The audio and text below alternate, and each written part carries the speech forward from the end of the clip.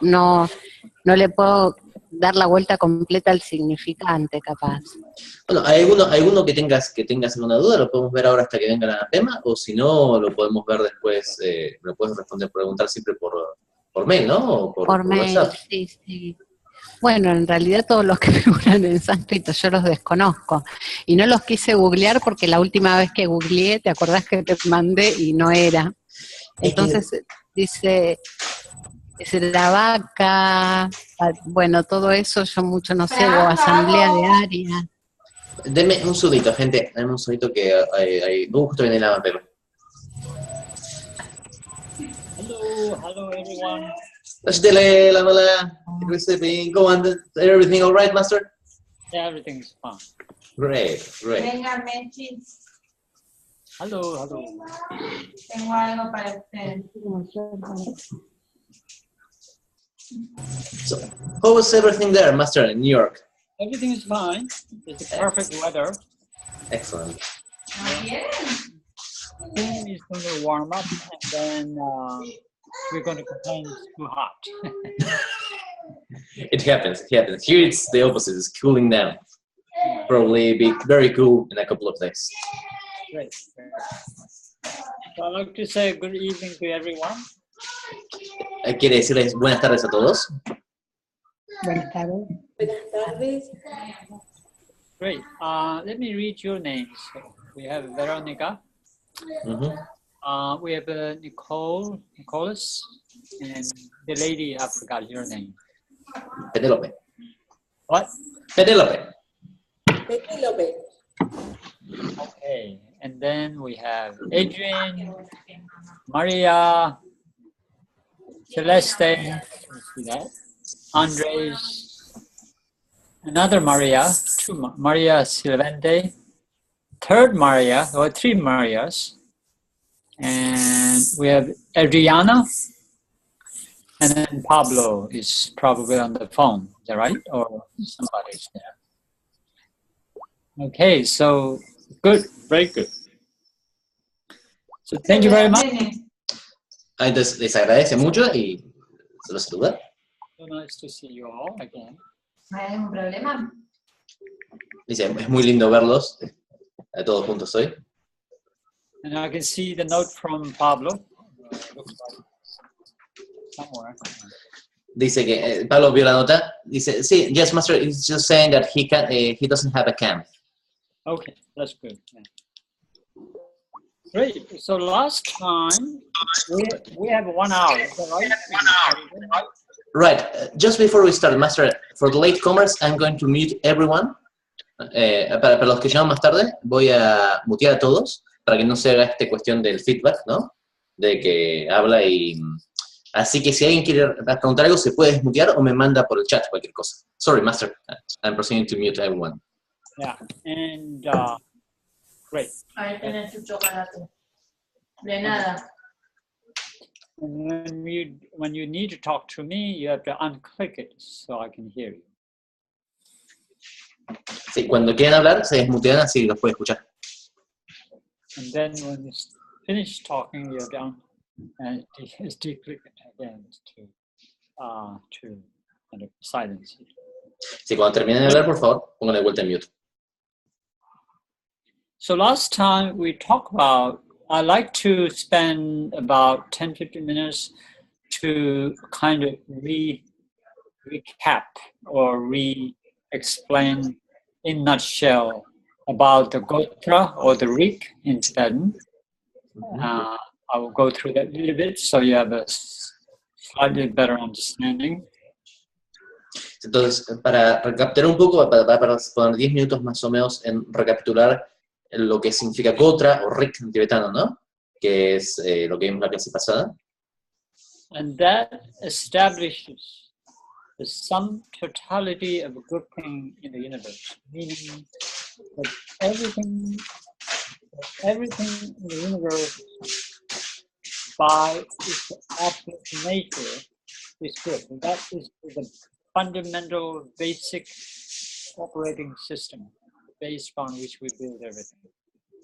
Y que en base a eso, todo se genera algo bueno en el universo, con lo cual esto va a ser como el sistema operativo básico en el cual construiremos el resto de las cosas. And that is called natural rig. That is inherent. It's by nature it is. Sí, y este es el rig natural, es inherente a la naturaleza. And we cannot not deviate from that basic understanding. Sí, no podemos desviarnos de ese entendimiento básico. The rest is all the details. Todo el resto es detalles. Having said that, we see in the world there are good, there are bad, there are terrible, there are horrible, there are extremely so bad that we cannot even imagine. So you see the differences and deviations. That is the details that we're talking about. Sí, habiendo hablado de eso, uno ve, por supuesto, variaciones, ve graduaciones de cosas buenas, malas, horribles, terribles, ¿no? Y estos son los detalles que nosotros hablamos la vez pasada. And Dharma practice is to go back to the natural rig. Y la práctica del Dharma es volver al rig natural. And that Dharma practice is the second type of rig, which is called acquired. I'm going to use a simple language. In future, when you learn more, we can refine the term a little bit better. But for now, our main attempt, our meeting is to have some idea of what is being said. So I'm going to use a common language. Entonces, para esto, el Dharma es un rig que uno adquiere, que uno aprende. Lo que claro también es que más adelante, cuando tengamos más lenguaje técnico, vamos a usar términos más técnicos, pero siendo que es una enseñanza abierta y que por ahí hay gente que está aprendiendo, vamos a usar el lenguaje más llano posible. The acquired rig, the second rig is called acquired rig, something that some do have it, some don't. Este rig aprendido o adquirido, algunos lo tienen y algunos no lo tienen. It means that for those who have acquired rig, they can pursue the Dharma from that point on. O sea, aquellos que lo tienen pueden seguir el Dharma desde ese punto en adelante. And for those who don't have an acquired rig, then the idea is to bring the condition to provoke. Y de esa forma, aquellos que no lo tienen, la idea es generar las condiciones para que provoquen la adquisición de esta rig. So basically saying, it'll just say, if you go back in time, during the life of Buddha, there is this man called Angulimala, and he is supposed to have killed 999 people single-handedly. And that kind of evil is inconceivable even in the modern day. And yet, and that kind of person, whether it's ancient time or modern times like Mao or Hitler or Idi Amin, all these humongous killers and the evil, they too can learn to develop acquired rig. That is extremely important. Yeah. Y para esto hay que entender que todo el mundo puede desarrollar este rig adquirido. Por ejemplo, en la época del Buda había una persona llamada Angulimala que había matado a 999 personas. Y este tipo de persona que es una maldad muy fuerte, ¿no? Que esa persona mató a mucha gente. O aún gente moderna, como por ejemplo Mao o Hitler, o toda la gente que mató a mucha gente para conseguir sus objetivos, aún esas mismas personas pueden conseguir el rig adquirido. I hear a baby noise. Can I see the holy baby face? Oh, sorry, Master, it's my kids that are discussing, they're passing around. Somebody else, okay. So that's the whole idea. The whole universe can potentially transform and then and return to their natural state. And the returning of the natural state of the absolute goodness is going to be called Buddhahood. Y entonces la idea básica es hacer esta vuelta al estado básico de todos, ¿no? A la naturaleza básica. Y esa vuelta a la naturaleza básica se va a llamar budeidad. So, as far as the natural is concerned, there's no qualm. Okay, it's all set. Whether we know it, whether we don't know it, whether we agree, disagree, it doesn't matter. But the acquired Rik is the issue that all the Dharma talking, study, practice has to do with that. Entonces, en relación al Rik básico, no hay querramos, creamos, no creamos, lo hagamos, no lo hagamos, no hay, eso no es algo que es inherente a la existencia, eso no va a ser modificar. Ahora, en relación al Rik adquirido, todo eso va a ser la práctica del Dharma. Since you live in a society, and it's very important because your spiritual life, though you have to do singularly, individually, in the privacy of your own life, and yet you are connected to everybody else. Believers, non-believers, people who like Dharma, people who like you, people who don't like you, people like certain teaching ideas, the Buddha, but don't like some. I mean, the world is full of all sorts of, differences. And you as student of the Dharma are equally responsible how to relate with the rest of the world. You cannot just say, oh, I'm just a student, and that people have to be understanding me. You can't. So while you're a student, you're still at the same time a teacher in your own right. Entonces, uno tiene que pensar en esto porque es la forma en que uno se relaciona con el mundo. Aunque uno en realidad generalmente se relacione con la gente que está más cercana, uno siempre está conectado absolutamente con todo, ¿no? Está conectado con la gente que le gusta el Dharma, que no le gusta el Dharma, que le cae bien uno, que le cae mal otro, que le cae mal uno, gente que te dice el budismo es esto, gente que no le interesa el budismo. Y esas relaciones van a ser parte de la práctica, especialmente para nosotros que estamos injertos en el mundo. Y esto es importante porque aunque nosotros estemos estudiando, de alguna forma nosotros también tenemos que enseñar de la forma que practicamos. And it's important at least to watch yourself. Where do you stand? Because it's not to judge. Here's a very important thing. We're going to call it discerning wisdom. Know what is what. Extremely important not to judge anyone, but equally important is to know everything. Everything that is good, everything that's mediocre, everything that is not good, everything that's evil. And we have to know it. But we have to get rid of the judgmental aspect of it. And that includes watching oneself, where we stand, where we as individuals stand. Because that is where you can truly start your spiritual path. Not at some places somebody suggests.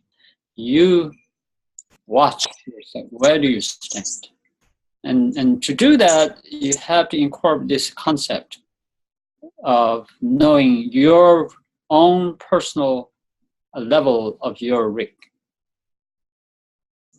Ok, entonces esto es muy importante y es importante entender una cuestión. Por un lado, no hay que poner un juicio, no hay que establecer un juicio definitivo, no hay que juzgar las cuestiones. Pero por otro lado, es importante saber y tener discernimiento en qué cosas son buenas, qué cosas son mediocres y qué cosas son negativas. Ahora, este discernimiento es especialmente importante aplicarlo hacia nosotros, porque esto es esencialmente donde nosotros nos paramos. Y donde nosotros nos paramos en camino espiritual no tiene que ver con algo que alguien te diga, vos sos esto otro, vos sos esto, sino tiene que ver principalmente con el resto de uno, ¿no? Cómo uno está en ese momento. Entonces, una gran parte del camino espiritual debería ser este tipo de percepción clara de uno sin hacer un juicio particular. Because our growth, our development can only start from the point where we are. Porque nuestro crecimiento esencialmente solo se puede comenzar desde donde estamos. Some of us are very generous, but not that kind. Some are very kind, but not generous. Some are very understanding. Some are very private. some like social, helping people, going out physically, doing all the good things. Some help the world through their own development, internal, etc., etc. So we are all different. And once we know ourselves, we start from the point where our strength is. ¿Por qué? Porque cada uno es diferente, cada uno tiene una capacidad diferente. Hay gente que es generosa, pero no es amable. Hay gente que es amable y no es generosa. Hay gente que es más estudiosa. Hay gente que es más de salir y hacer trabajo social. Hay gente más introvertida. Uno tiene que empezar desde el punto en que uno realmente es fuerte. Some of us are very devotional. You start from that. In other words, through the devotion, then you learn step by step how to be kind, how to be generous, etc., etc. Or some of us are very generous, and through the generosity, you learn how to be kind, how to be meditated. In other words, once you have one thing that as part of your acquired, and you build on that because that's what you're good at. And then other qualities, generosity, patience, diligence, meditation, wisdom, can build on that particular quality that each one of us has. Esencialmente, uno lo que hace es construir sobre una base fuerte que uno ya trae. Si uno es, por ejemplo, generoso, bueno, uno puede aprender mediante la generosidad a ser más amable, a ser más atento, a meditar. De la misma forma, si uno, por ejemplo, es más activo, uno puede aprender a través de la actividad. Esencialmente, lo que uno hace es, mediante la base de lo que traemos nosotros, de esa forma vamos relacionando y construyendo el camino espiritual. So if one person is very generous, they're very impatient. You don't want to judge them. You just focus your mind on their generosity. And then you, as Dharma student and friend to them, you can then help them to develop the part that they can they learn to develop on the basis of that. So that this will help us to value each person's virtue. And then through that, they can learn, we can add to. Otherwise, we tend to judge. Oh, she is very patient person, but he is very stingy. That kind of idea. And we tend to fail to recognize the value of the rich. Entonces, de esta forma, nosotros, por ejemplo, lo que podemos pensar es, si una persona es generosa, pero, por ejemplo, es impaciente, o si una persona es muy paciente, pero no es generosa, ¿no? Es amarreta, nosotros tenemos que intentar, pensando como estudiantes del Dharma, concentrarnos en las cosas buenas de la persona, la generosidad, la paciencia, y de a poquito ayudarlos a que generen la otra virtud que les falta. Porque si no, lo que corremos el riesgo es de decir, bueno, está bien, esta persona es paciente, pero realmente es una angurrienta, no me interesa, y dejarlos de lado, ¿no? De esta forma, de a poquito uno va generando la capacidad de ayudar al otro y también nos va entrenando. Great. So, remember, our meetings are introductory to each chapter, the way I look at it. And then in the next, whatever weeks, months to follow, we will go back again. Our meeting this time is more introducing each chapter. So you have some grasp of what we are learning about. Recuerden que esta primera sesión, esas sesiones son más introductorias. Más adelante vamos a volver a estos capítulos para que ustedes tengan un detalle más grande, pero la idea de cada estas reuniones es hacer una introducción breve a cada capítulo para entender de qué estamos hablando. So if you feel like you're not going to get the idea, you're not going to get the details, especially when you read the text, there's so many things said, terms are not familiar, don't worry about it. We'll come back to it. Especialmente si uno no tiene la idea general, no va a agarrar los detalles, va a haber un montón de términos y de cosas que por ahí se van a escapar. No se preocupen que los vamos a volver a ver. La idea de estas reuniones es tener la idea como general. This particular series of meetings are going to be like as if you're going to go to a nice tour of some nice park. And that's it. You enjoy the beauty of the park, you come home, and that's that.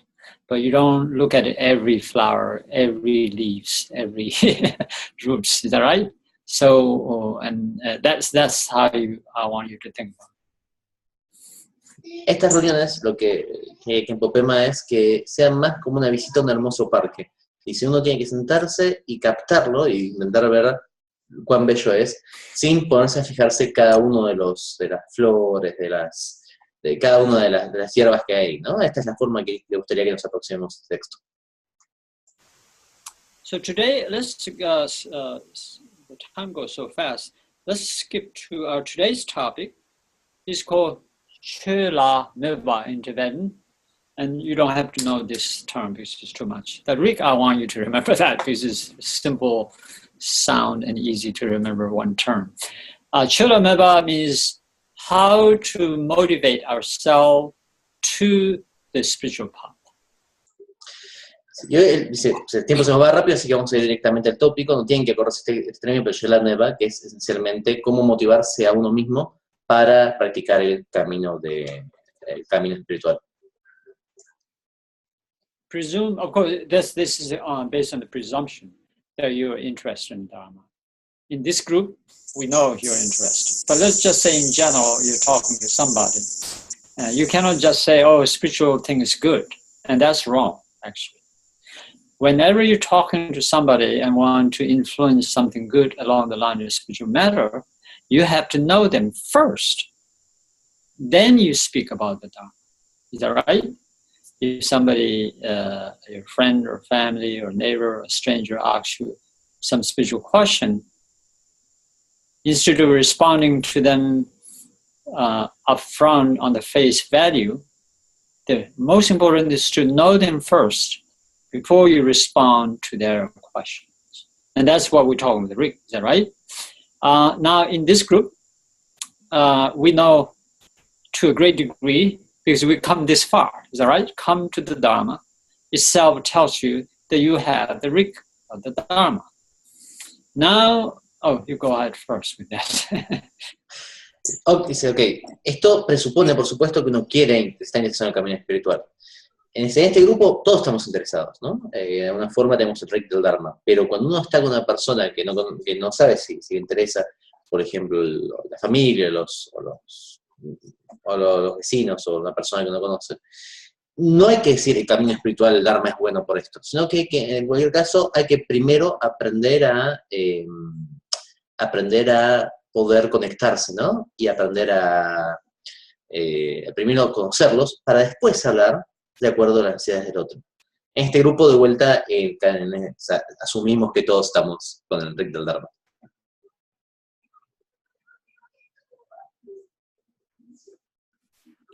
Now, it's like this. We gave a birth to our spiritual values. Ahora es así, nosotros dejamos nacer nuestras valores espirituales.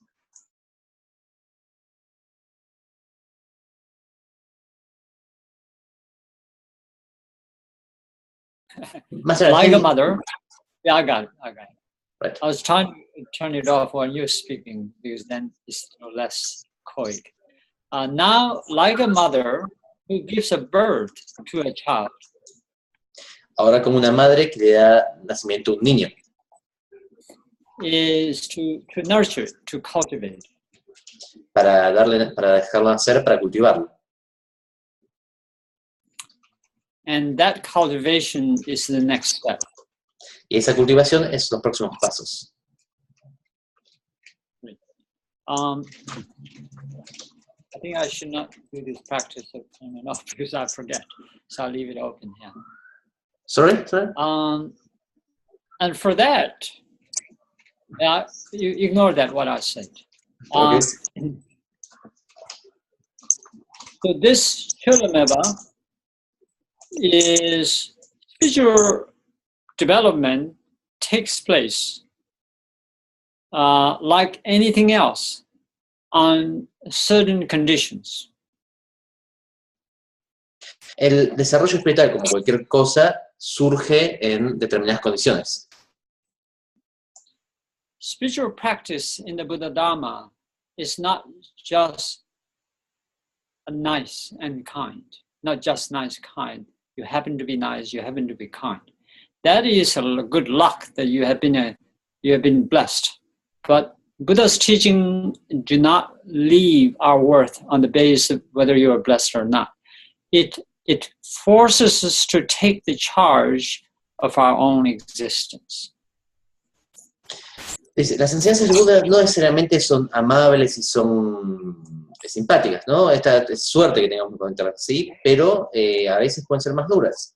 Lo que nos va a hacer a veces es forzarnos a hacernos cargo de nuestra propia existencia. That's a cute dog listening to the Dharma. Se le dice que es un lindo perro.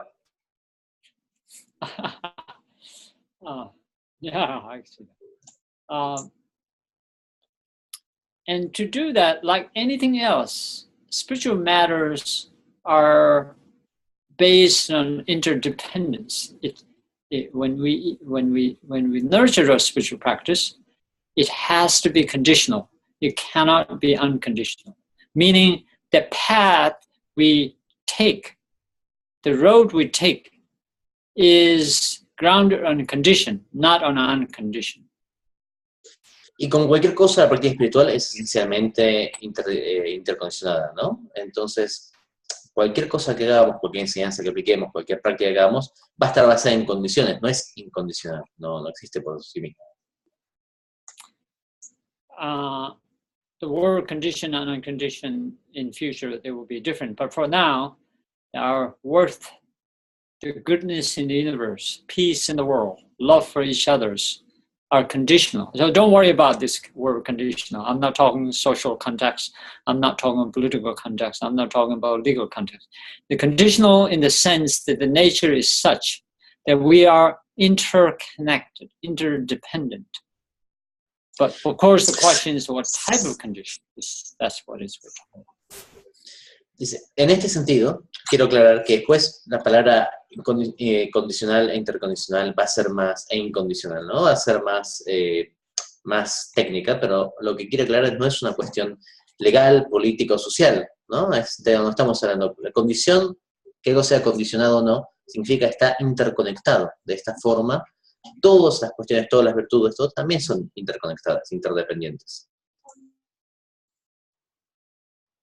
Certainly, in the end, when it takes in the form of enlightenment, it will take us to the level of unconditioned. But as long as we are in the samsara, or in the universe, in this physical form, in this particular setup that has the birth and death, that has short-lived life, everything's conditional. So we must respect, have a grasp of it, and work within the context of the conditioned nature. Por supuesto, cuando estemos iluminados vamos a tener otra cuestión que sea incondicionada, pero mientras estemos en Samsara, mientras estemos en este universo que tiene vida y muerte, mientras estemos esencialmente en este contexto, tenemos que trabajar con lo interconectado, con lo condicionado. Our best of the human culture does a lot of good things, like say, father, I'm your father, I'm your mother. This is your big sister, this is your little sister. We teach each other, we say nice things.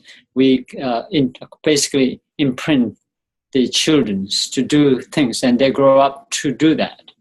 Our social tradition does, to a great degree, help the humanity to maintain a degree of happiness, degree of harmony, degree of peace. El componente social de la humanidad ayuda en muchos casos para permitir cierta integración y cierta felicidad, ¿no? Uno de a poquito le va enseñando a los chicos, yo soy tu padre, ella es tu madre, nosotros somos hermanos. Esta cohesión social que tenemos contribuye en cierto caso para tener cierta felicidad.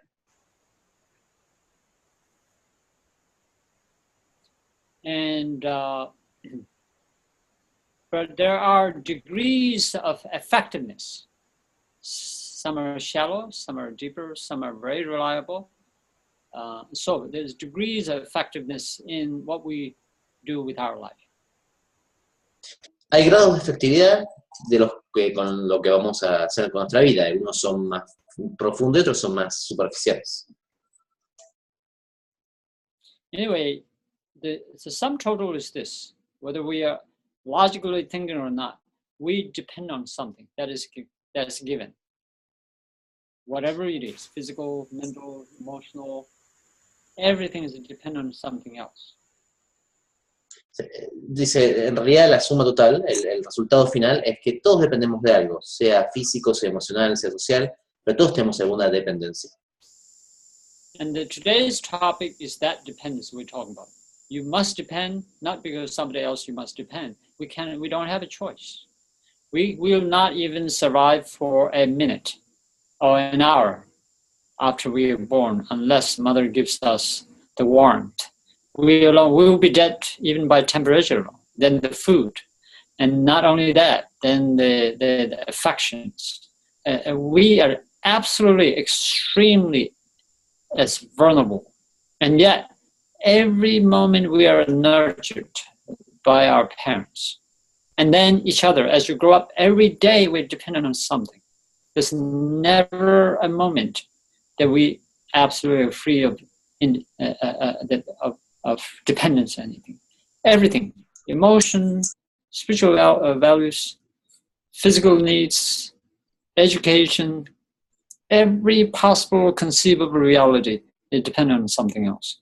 And that leads us to what we call it, today's talk is called refuge. Pensemos así, no hay momento en que nosotros estemos libres de una dependencia. Cuando nacemos, desde el momento que nacemos, si no tenemos el calor y la comida que nos provee una madre, nos vamos a morir. Pero aún después de eso, la dependencia del lenguaje, la dependencia de educación, la dependencia de los compañeros, la dependencia de todo el entorno social, ¿no? No hay momento que nosotros podamos estar libres de una dependencia, que podamos realmente no depender del aire, de la comida, absolutamente todo. Entonces, esta dependencia, que es la charla de hoy, tiene que ver con algo, no es que alguien lo impone, es algo que es un dado. Nuestra existencia es interdependiente. Esta interdependencia es el tópico de la charla de hoy, que es el tópico del refugio. And where refuge means, basically, we're going to depend on something. So, in the mundane worlds, we have all kinds of refuge. We take refuge, if it's raining, we take refuge under the roof or under the umbrella. If we are threatened by somebody, we take refuge under the law or some powerful, physically powerful person. If we are sad and emotionally, unhappy, we depend on our parents and loved ones. Is that right? We just simply cannot be free without depending on something.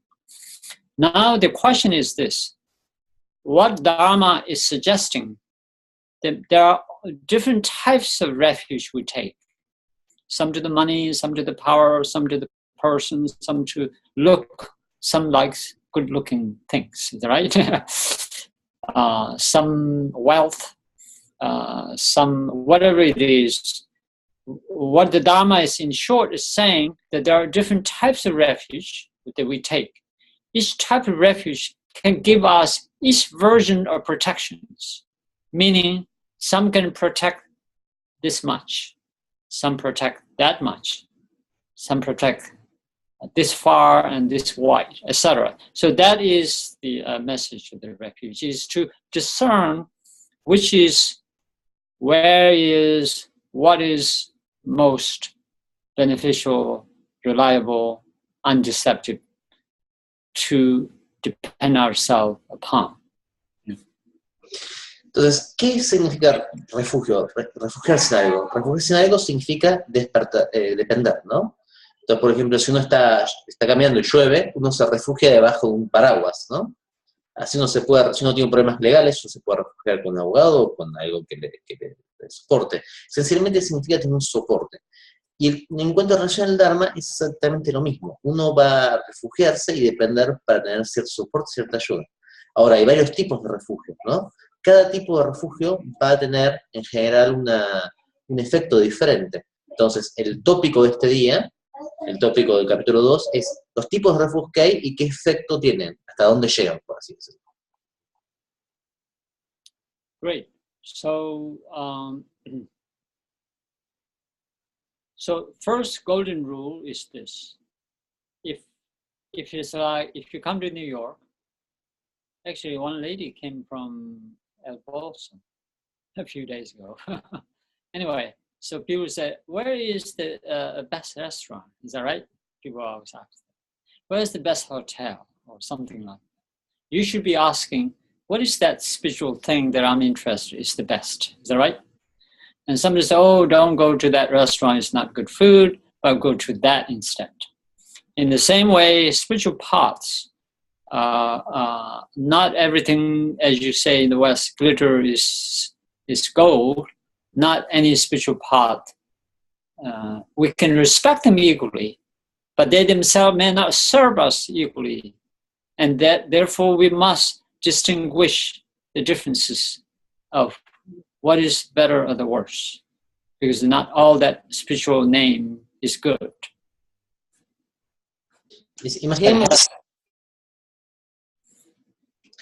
Imaginemos que, por ejemplo, alguien va a Nueva York. Entonces, lo primero que va a preguntar es en qué restaurante se puede comer bien, cuál es el mejor hotel. Y alguien que está en Nueva York le va a decir, y acá no vayas, la comida es mejor acá en otro lugar. Lo mismo pasa con el tema de la espiritualidad. No significa que todos los caminos espirituales sean malos, o que alguno sea malo. Hay que respetarlos todos de la misma forma. Pero lo que significa es que para nosotros, determinados caminos espirituales nos pueden llevar a un lado u a otro. Entonces, este es el discernimiento, por así decirlo, que uno tiene que comprender aquí. Now, I have to introduce you one very important, semantics. Semantics meaning the words and phrases we use for what purpose, because that will help us in general about the Dharma communication. I have to say a few things about the semantics of everyday words we use, or everyday phrase we use. Entonces, para ayudarnos un poquito en la parte de comunicarnos con el Dharma, quiere hacer un comentario sobre la semántica del lenguaje coloquial. For example, we started saying that every being by nature is good. It doesn't mean that what they do, killing, stealing, is good. Is that right?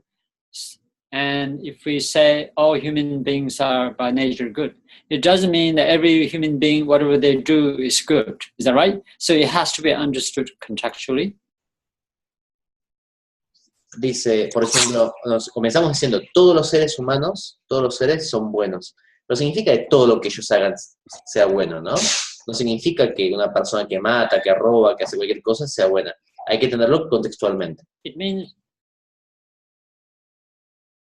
this is important as a student Dharma. The language does, you have to understand from your end, not everything is said, but you have to have some linguistic understanding of the semantics. Como estudiantes del Dharma, es importante el lenguaje. No es que tienen que entender todo, pero la semántica es importante para comprender el Dharma. Such as we say every religion is good. And I think that's important to say and to believe in it. But we do this not for any other reason, but to respect everybody's belief. We are not saying that everybody's belief and actions are right. So this kind of communication is important. I mean, the understanding of how his message is conveyed to one another. Like say, oh, the world is not good. It doesn't mean that everything is evil either. Is that right? It's just we're only saying we see the news and then the world's not good. We're not saying every human being on the earth is not good. So we always have to remember this, because this is sometimes cause an issue of not having a better grasp of the message. Es importante entender el contexto y la semántica del mensaje. Como nosotros decimos que todas las religiones son buenas, es importante entenderlo, ¿no? También, pero no significa que evaluemos todas de la misma forma. en relación a nosotros, en el contexto de nuestra práctica. Y lo mismo que ver en las noticias las guerras y todo, y decir, el mundo es malo, el mundo es negativo. Esto no significa que todas las personas, que nosotros creamos que todas las personas de todo el mundo están haciendo cosas negativas, pero a veces la impresión general que sacamos de, por ejemplo, un programa de noticias es que todo está complicado. Es importante entonces entender la semántica y sobre todo el contexto relativo para no confundir el mensaje del Dharma.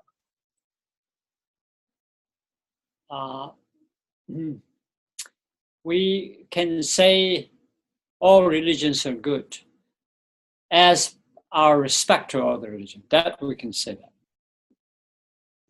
Podemos decir todas las religiones son buenas como forma de respeto a todas las religiones. Just as we must respect holy people and criminals at the same time equally with great respect. We can do that, there's nothing wrong with it. We're not saying that the criminal act is good just because we respect them. Is that right? So we can say all the religions are good out of our respect because we don't know. Therefore, the best we can do is respect.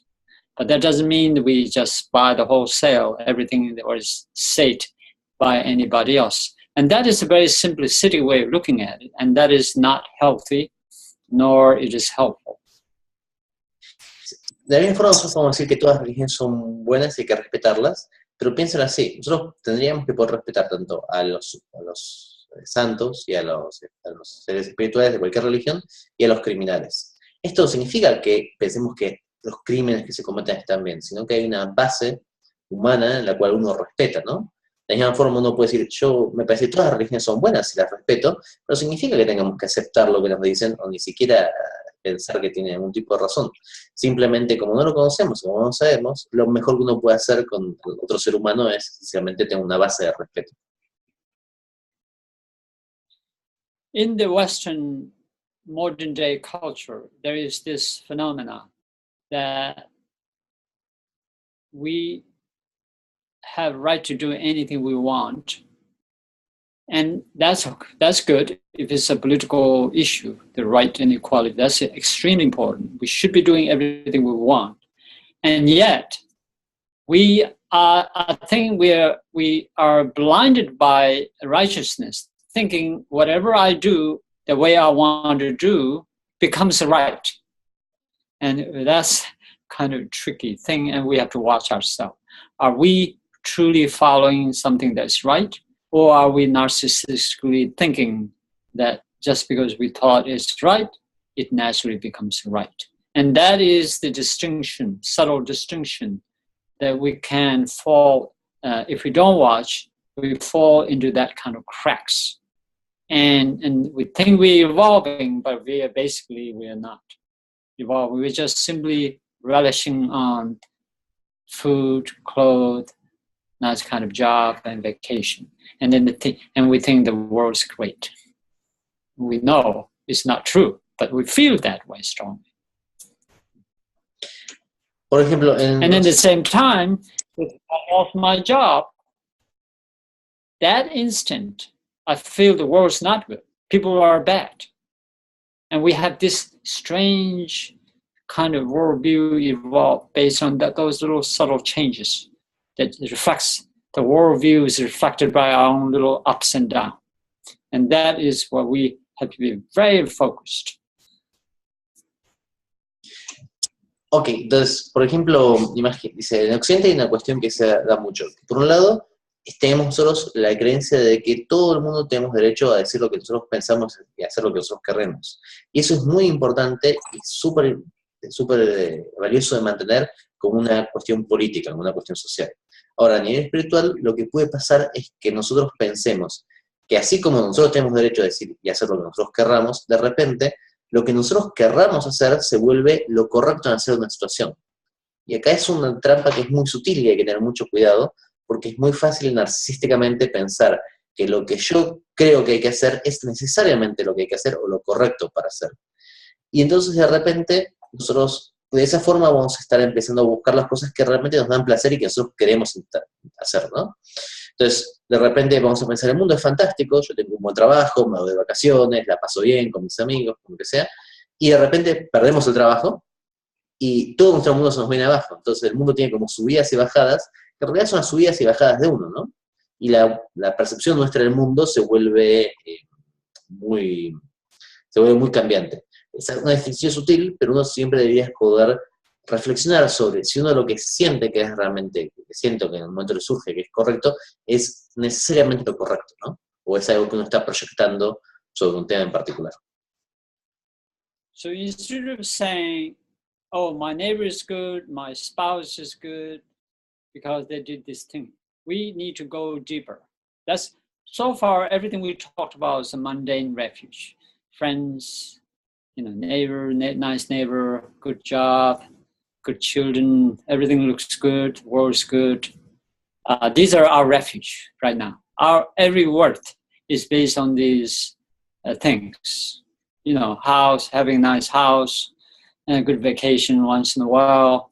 Nobody's hurting us, nobody's abusing us, and the world looks good. And this is what we're depending on. And that is worldly refuge. The reason we call worldly refuge, this refuge is not going to protect us. We cannot depend on it. We cannot count on it. Because as soon as one small part is missing, we feel crushed completely. So what the refuge is talking about is find the refuge that we don't feel crushed or rejected, and that we can always count on. Undeceptive refuge is what we're talking about. Entonces, por ahora, ¿cómo son nuestros refugios? Nuestros refugios son del orden mundano. Nosotros tenemos un grupo de amigos, tenemos un buen trabajo, unas vacaciones, algo que nos sostiene, algo que nos impulsa, que nos da placer. Ahora, eso es un refugio mundano, pues está condicionado por la situación mundana. Si perdemos el trabajo, si nos enfermamos, si lo que sea, y de repente nos sentimos aplastados. Entonces, lo que tenemos que hacer es ir un poquito más adelante, un poquito más profundamente. No es buscar un refugio mundano, sino un refugio ultramundano. Algo que no nos engañe, un refugio que nos sostenga más allá de la situación. And what is that we can count on? So that's the question. Y la pregunta es, ¿en qué podemos depender, no? And the simple answer is truth. Of course, the truth is subject to our own opinion. La respuesta rápida sería la verdad. El problema es que, por supuesto, la verdad va a depender de lo que nosotros pensemos que sea la verdad. And besides, we are just beginner. How in the world we know what is truth? Y por otro lado, también tenemos que pensar cómo podemos conocer la verdad. So right now, what we do is we are actually taking a risk of investing our faith in something called what Buddha taught called Dharma. That's what we're really doing is taking refuge in the Dharma with the combination of a little bit of risk. Maybe there's nothing there. Is that right? Maybe there's something there. And we sort of partially heresy. People say Dharma is good, but essentially we don't know. But anyway, that's what we are talking about. We have some risk take, but the good news is that we can test it ourselves. And that's what Buddha said. Don't follow me because I'm the Tathagata.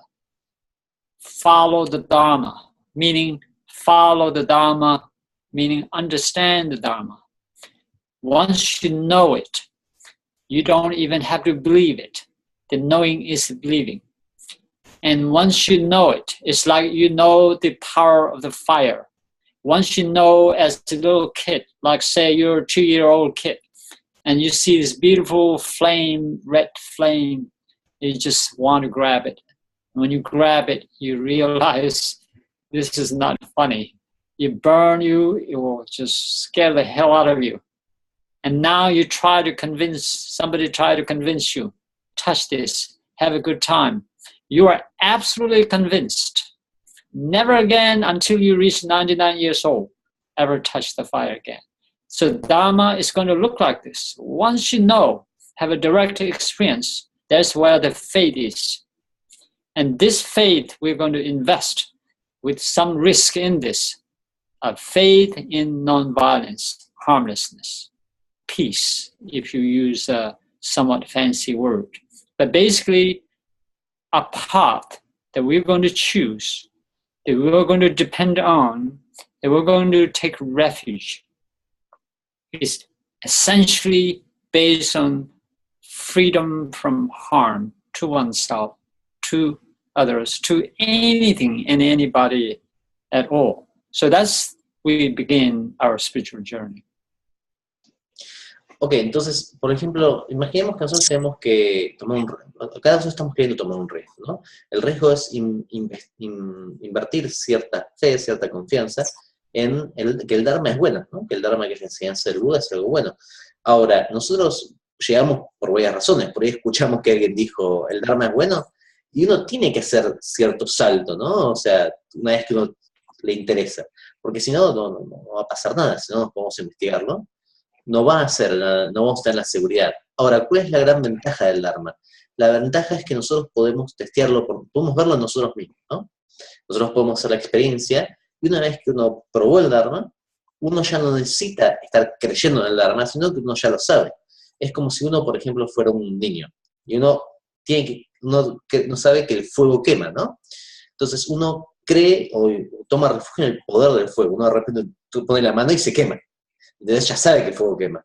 Y después puede venir un amigo y decir, no, poné la mano que no te va a pasar nada. Y uno no va a creer eso. Uno sabe que el fuego quema, y hasta que uno sea muy grande, ni loco quiere volver a poner la mano. El Dharma debería ser la misma forma, ¿no? Nosotros deberíamos hacer la prueba, y luego de hacer la prueba nosotros deberíamos poder realmente tener este camino, ¿no? Poder transformarnos y seguir el camino que el Buda enseñó. Porque el mismo Buda enseñó esto. Decía, no crean en mí, o no me sigan por ser el Tathagata el que se ha ido, sino que sigan el Dharma. Y en el Dharma, esencialmente, esta es la experiencia, esta es la enseñanza.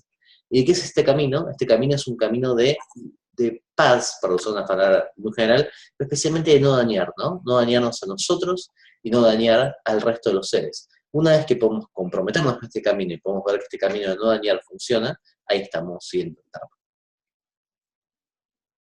Great. I use the word risk in the Dharma path because just as a counterpart, because anything else you do will be risky. So let's be nice. The Dharma is also risky. So if you think that I think instead of you thinking, it's better me provide you that Dharma is risky. Because I know most people think anyway, the Dharma, I don't know what it is, I don't want to take a chance, etc. In fact, I met people like that. But actually, we're taking a chance every day, every moment, anything we do, especially in contrast to the peace, harmlessness. Everything else is definitely risky. It may not work, especially when you're violent. It may work for a moment. So this basic operating system, like computer, you have zeros and ones. We start with the one. The one is part of harmlessness. We build the entire Buddhism. It's going to be built on this structure of one, whatever DNA version of the Dharma, the harmlessness. And then, of course, you have to add other components like wisdom.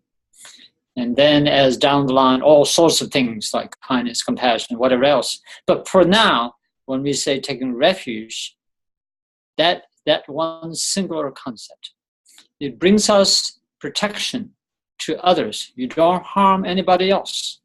Cows and goats, the roaches, or whatever else are out there.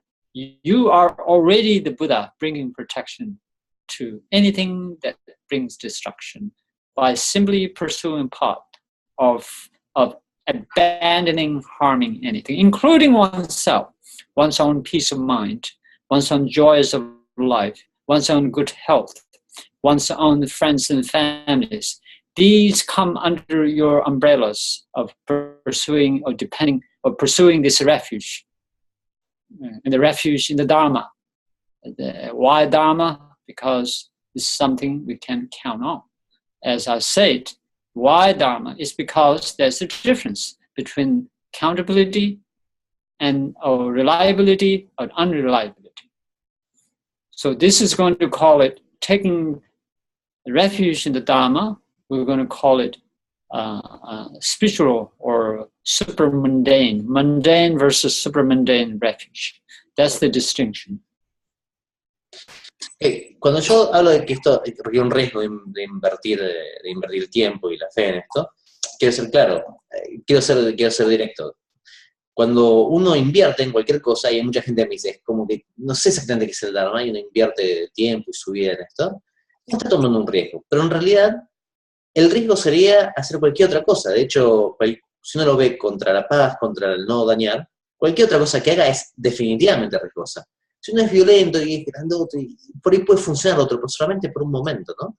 Entonces, esencialmente, la esencia del Dharma es tomar refugio en el no dañar a los otros. Cuando uno toma refugio en no dañar a los otros, de nosotros, o vacas, o hasta cucarachas, ¿no? Cucarachas en sí, uno ya está siendo el Buda mismo. Uno no está en el camino. Uno ya es el Buda y está ya brindando protección a todos los seres. Estos otros seres también incluyen a nosotros, ¿no? En ese sentido, no tenemos que hacer nada que nos dañe, también pasa en nosotros mismos. Por lo tanto, este camino de no dañar a los seres, este camino de no dañarnos a nosotros, lo vamos a llamar el camino ultramundano, o el camino supramundano, a diferencia del camino mundano. Y después de esto le vamos a ir sumando otros diferentes componentes, que vamos a sumar, por supuesto, la sabiduría, la generosidad, y todo el resto de las diferentes virtudes del budismo. Pero la base de esto es un camino de no dañar.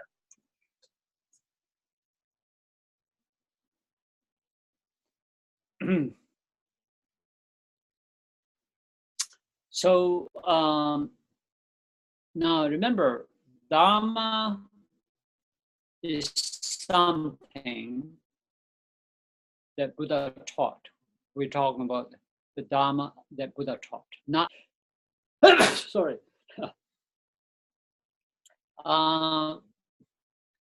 And it is real that Buddha in physical form walked on this earth in flesh and bone, taught, interacted.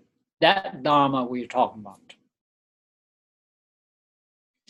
Recuerden que el Dharma es algo que el Buda enseñó, es decir, es algo que el Buda mismo en sus carnes, cuando era Buda Shakyamuni, caminó y enseñó a todo el mundo. De eso estamos hablando cuando hablamos de Dharma. And so, in order to take refuge, we must take refuge in the Dharma of harmlessness that is taught by somebody, we call it Buddha. Entonces, para tomar refugio, uno tendría que tomar refugio en este Dharma de no hacer daño a los seres, enseñado por alguien llamado el Buda.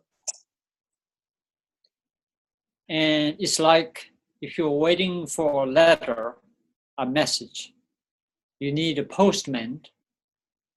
Without him, the letter will never come. Dharma will never exist unless Buddha came and taught the Dharma. Imaginemos que estamos esperando una carta. Si no tenemos a alguien, un cartero que nos la dé, la carta nunca va a llegar. El Dharma no existe, es algo que le enseña un Buda.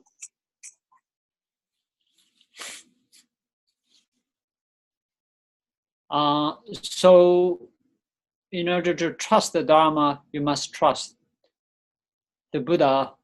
Just as in order to trust the message, you must trust the messenger.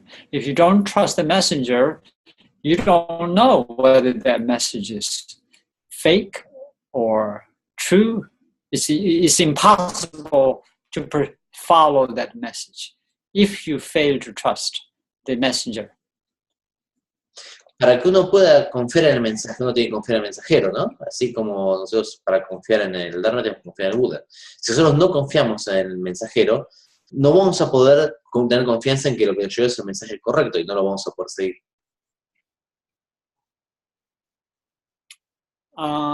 So that's the Buddha coming in your life because of the Dharma. Por eso el Buda toma contacto con nosotros en nuestra vida para traernos el Dharma. And now, Buddha and Dharma are the two pieces of the three pieces as a whole. And the third piece is called Sangha, meaning that Buddha we know Buddha did came, but how do we know? Did you see yourself? Somebody has to tell us. Unless they're telling a lie, we don't know. But we're pretty sure about it. There's somebody called Buddha came thousands of years ago. Thousands of years ago, the human wisdoms that kept alive generations. The thousands, hundreds of thousands, probably millions worked just to keep this baby of Dharma intact and pass it to the next generation. This is not a joke. It's not a accidental. It was the generations of centuries of, in the case of Tibet and part of India and part of China, part of Nepal. We put our national investment in just to preserve the teachings of the Buddha. Entire nation invested in this. So why people like us can hear it? And unless somebody else does something, we may have our own ideas. We have no problem with that. We have millions of ideas. But we definitely don't have an idea that cannot be challenged, that is universal, that has truth, that is effective in uplifting the humanity. So that we're going to call Sangha, the people who work so hard, the spiritual friends who spend their whole life and make sure their next generations pursues it, just to protect the wisdom of the humanity. And that we're going to, so you can see the value of Buddha, okay, relevance to the Dharma in our life, because if you don't follow the harmlessness, you either will be harming somebody or will be harmed. And if you pursue that kind of path, don't ask me, don't ask anybody else why the world is bad. Is that right? So in order to pursue that, you need a path that's the Dharma. In order to pursue the right kind of Dharma, we need a direct teacher, which is the Buddha, and which we follow. And then in order to pursue Buddha and his teaching, we need a Sangha, people who keeps this alive. And that's gives you a rough idea of refuge in the Buddha, Dharma, Sangha. That is essential, is indispensable part of our life. Entonces, por supuesto, ahora nosotros sabemos qué es el Buda y qué es el Dharma, ¿no? Pero tenemos que pensar cómo eso llegó, eso, o sea, que cómo alguien pudo mantener vivo este infante que es el Buda y su enseñanza, el Dharma. Y ese es todo un grupo de gente que lo vamos a conocer como la Sangha, la tercera de la triple gema, ¿no? Y la Sangha es aquellas personas que mantienen viva la enseñanza y que le enseñan al mismo tiempo a otra gente, manteniendo viva este gran tesoro de la humanidad que es toda la enseñanza budista. En el norte de la India, en todo el Tíbet, en parte de China, hubo gente que no solamente ellos se dedicaron a transmitir el Dharma, sino que la nación entera se dedicó a transmitir el Dharma a lo largo de generaciones y generaciones, cientos, miles de años, ¿no? Por eso es el valor de la Sangha, ¿no? Es el valor de la persona que puede transmitir y que puede seguir a lo largo del tiempo esta enseñanza que tanto nos ha llevado. Por lo tanto, esta es la forma que uno tiene que tomar refugio, una forma muy, muy somera y muy, muy breve. Uno toma refugio primero en el Buda como un maestro, uno toma refugio en el Dharma especialmente de hacer daño, porque si uno va a hacer daño, está en ese camino de hacer daño, o va a hacer, disculpa, o va a hacer daño a uno, o va a hacer daño a otras personas, y en ese caso no nos tienen que preguntar a nosotros, puede preguntar a cualquier otra, puede hacer lo que uno quiera, pero si uno va a seguir el camino del Buda de no hacer daño, lo va a hacer mediante la ayuda y mediante el haber recibido de alguna forma la enseñanza que ha mantenido la Sangha viva. So you get a rough idea, the relevance, and if you miss one of those, you miss all of it. They're the critical part of our life, the essential part. Dice, es por eso. If you miss your kidney, you miss your life. Is that right? If you miss your, say, lung, you don't exist. If Buddha doesn't exist, Dharma don't exist, Sangha don't exist. If Sangha don't exist, Buddha don't exist, vice versa. Ahora que tenemos una idea general de lo que es, podemos entender que las tres son necesarias. Si falta una, no existe. Si no existe, y si de la misma forma que si, por ejemplo, no podemos vivir sin el riñón, o sin el sin el corazón, o sin otro órgano, de la misma forma, si el Buda no existe, no va a haber Dharma ni Sangha. Si no existe el Dharma, el Buda no va a enseñar nada y la Sangha no va a existir. Y si no existe la Sangha, alguien que transmita esto, que nos enseñe, el Buda y el Dharma tampoco tiene sentido, ¿no?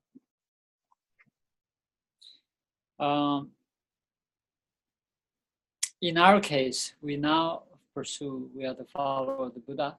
I don't have to convert you, that you're already converted. But here's the argument, and that is, let us just say we don't follow peace. Is that right? Harmlessness. If we don't follow the Dharma of harmlessness, then it gives us two more choice. Is that right? And that is do nothing. Or if you don't follow the path of harmlessness, what happens? You are naturally going to follow the path of what? Violence. Is that right? You have three choices. Harmlessness is first choice. Do nothing is second choice. And if you don't do harmlessness and nothing, you are naturally going to pursue the violent path. See, we don't have many choice, basically. And those who cannot trust that the peace and harmlessness is not going to work, how can you trust that violence is going to work? It's equally illogical. And do nothing is the worst thing. And then sometimes, for the sake of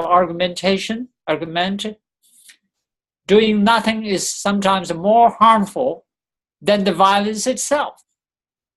So we are in a situation that we cannot not pursue the Dharma and take refuge in some sort, in which we're doing it.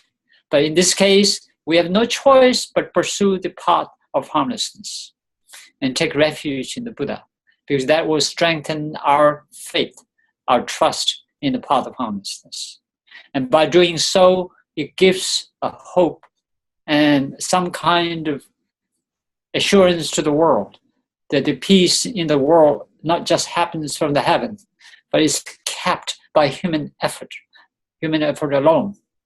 Especially if the peace has to do with the human relationship, then human being must. Even the Buddhas can't do much. We alone must do. So no matter what, from what angle we look at it, we must pursue the path and depend on the path of non-violence and harmlessness.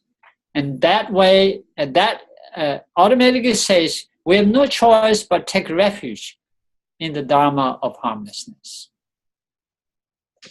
Entonces, ahora, ¿por qué seguir este Dharma de no hacer daño? Dice, si uno no sigue el Dharma de no hacer daño, va a haber esencialmente tres opciones. Uno puede dedicar su vida a no hacer daño y proteger a los seres, puede dedicar su vida a hacer daño y proteger a los seres, o puede dedicar su vida a no hacer nada. Ahora, veamos estas tres opciones. De la opción, si uno no cree en la opción de no hacer daño a los seres, ¿por qué va a creer que hacer daño tiene sentido, ¿no? ¿Por qué va a creer que hacer daño va a funcionar? Pongámosle que uno piensa que hacer daño tampoco va a funcionar. Muchas veces uno lo que hace es para eso no hace nada, no se mueve, para protegerse a uno o a los seres mismos. Eso muchas veces termina siendo peor que no hacer nada, ¿no? Termina siendo peor que la violencia misma.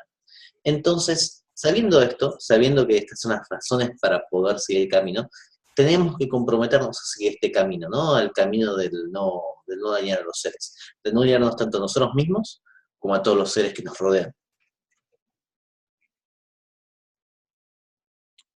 So I think we are out of time. Is that right, Federico? Actually, yes. Master, sorry. Yeah. So we'll take break here. Before we take break, I will entertain one question, just so that I hear somebody saying something to me back, and then there's some kind of interaction. Entonces, ahora acá vamos a ir dejando. Lo que vamos a hacer es, va a tomar una pregunta para tener algún tipo de interacción.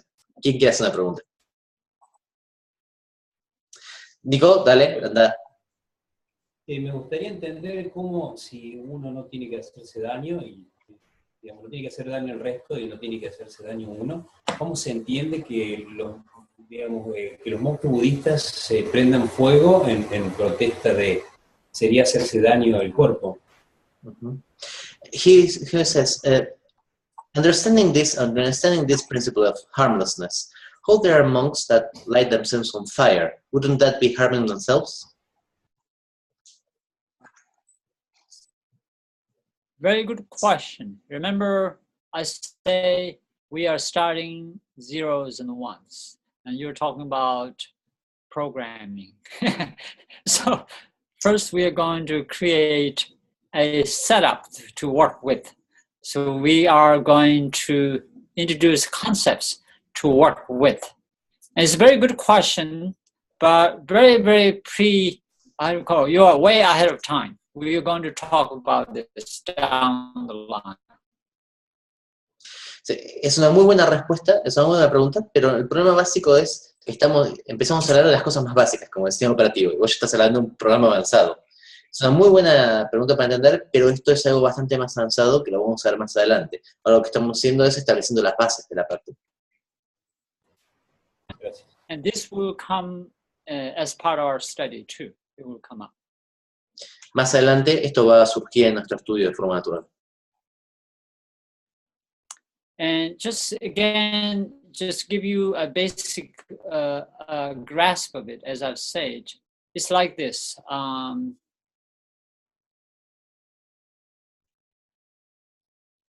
I think just to satisfy your question, I'll still give you a short answer, and that is, there are different types of harms in terms of number, in terms of size, in terms of length. So this is probably will answer in a nutshell that the world is not going to be perfect. It's a combination of a lot of things. You know, even the medicines, if it helps one, it just harms somebody else. Is that right? That complexity will exist. So that it will be understood down the line very easily, that kind of concept, without hurting the basic idea of harmlessness. Para dar una respuesta a esto, y para una respuesta que sea corta, la cuestión es así. Hay una serie de variables, un montón de contextos en los cuales el daño puede ser en relación al tiempo, en relación a la intensidad, en relación al contexto. Esta complejidad del mundo va a seguir existiendo, el mundo nunca va a ser perfecto, pero uno tiene que tomar en cuenta toda la situación contextual, y eso más adelante lo vamos a ir viendo. Lo que quiere decir es que más adelante, cuando nosotros veamos, vamos a ver que esto de alguna forma no viola el principio básico, digamos, la guía básica de intentar hacer el daño, o en cualquier caso, la viola lo menos posible, ¿no? Dependiendo de la complejidad del mundo. This rule will never change, luckily. However we do it. Yeah. Esta regla básica de no hacer daño nunca cambia, por más que cambie la implementación. So today's message to encapsulate is this: we cannot do without depending on something. Por ahí, para hacer un resumen del mensaje, es: no podemos estar sin depender en algo. No podemos ser sin depender en algo. The message is saying there are things we depend on, they are not dependable, reliable. There are things, if you depend on, they are reliable. And learn the distinction. And then the message is saying the peace, harmless, you can count on that. That kind of idea, basic idea. Hay cosas en las cuales dependemos que realmente no son tan sólidas, y hay cosas que en las cuales podemos depender que son sólidas. Hay que aprender la diferencia, y que esta idea de la paz, del no dañar, es algo que realmente podemos depender. This raises probably tons of questions, and we'll discuss that. Yeah.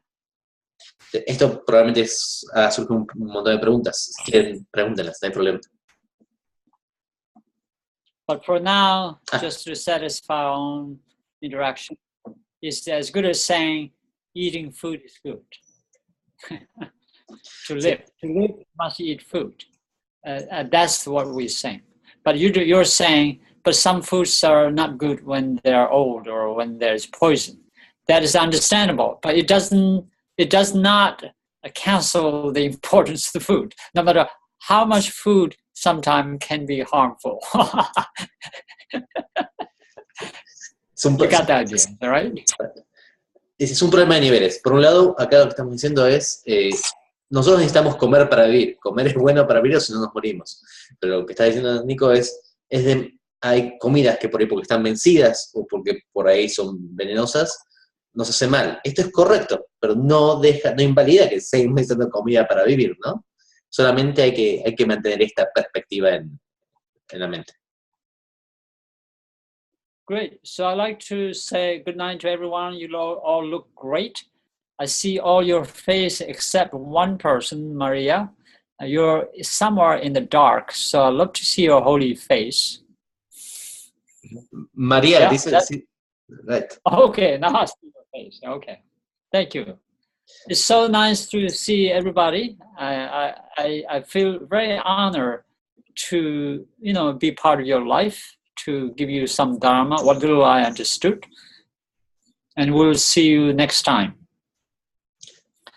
Dice que está muy contento de verlos a todos, se siente muy honrado de ser parte de nuestra vida y nos veremos la próxima vez. Thank you, Master. Thank you so much. You can pull up. Thank you so much. You can pull up. Thank you. Thank you. Thank you.